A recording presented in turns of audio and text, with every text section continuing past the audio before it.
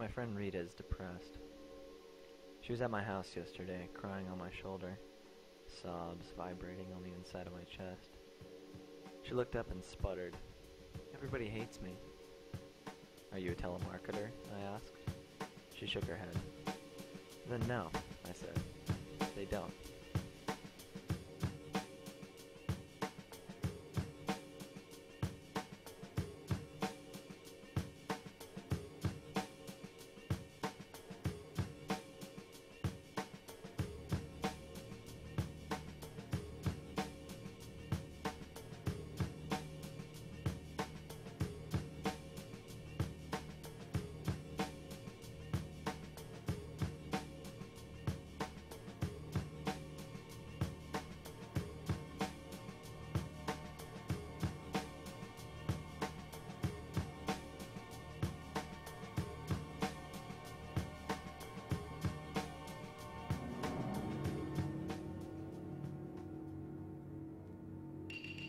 This place is like a cemetery, only the dead people are all on the phone, and the headstones look like this.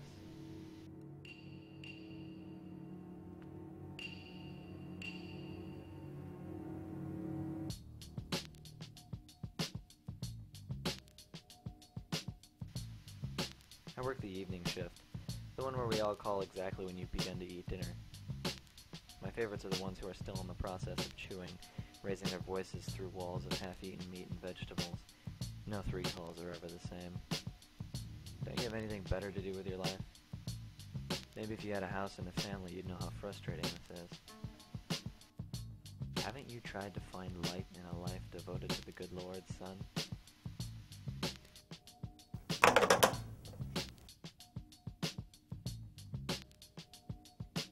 This job takes an often unappreciated amount of finesse to pull off. Scanning across pink, yellow, and orange sheets of pre-written answers to anticipated questions, knowing what you're going to ask and what my response will be, generating leads. I know more about you than you may think. Your purchase history with us or any company with whom we are closely associated, your spending habits, even your credit status if we are so inclined. Waiters will say it's unwise to irritate the people who handle your food. My job is not unlike this. Over time, I've sort of developed this selectively permeable facade of patience in dealing with all kinds of people. It's actually not that difficult to maintain. When I'm talking to a superior, I'm actually beating myself up in my head. All of this self-deprecation churns together and comes out in a series of polite and carefully timed nods that put me subtly in my place.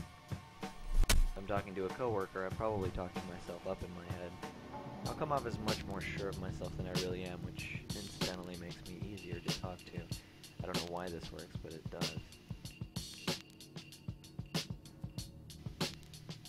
I sometimes wonder what would happen if I let my patience slip.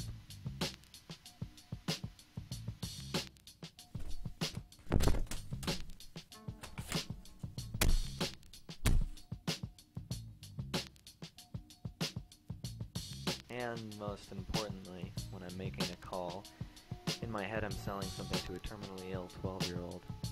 This 12-year-old happens to be a rude little turd. Good afternoon, sir. My name is Richard, and I'm with Fisher Home Improvement Remodeling.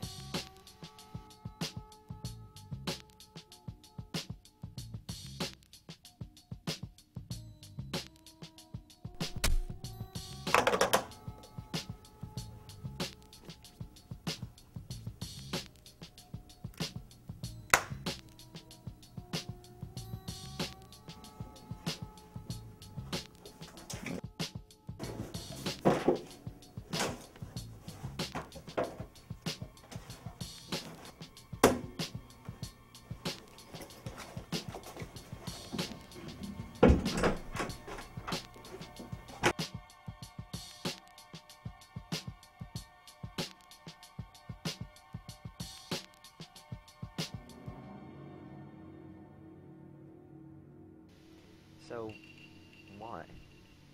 I'm 18 years old. I could be handing out liquid speed from behind the Starbucks counter right now. Why would I do this? Every day, millions of people out there make and receive millions of phone calls like it's nothing. Like breathing. Meanwhile, I'm in here, with all the other people in sales, inbound, outbound, and lead generation drowning. And at 11 o'clock every night, I sleep the day off and wake up and make the first phone call in 12 hours that someone actually wants to receive. I talk to someone who wants to hear my voice. And this is when I stop drowning.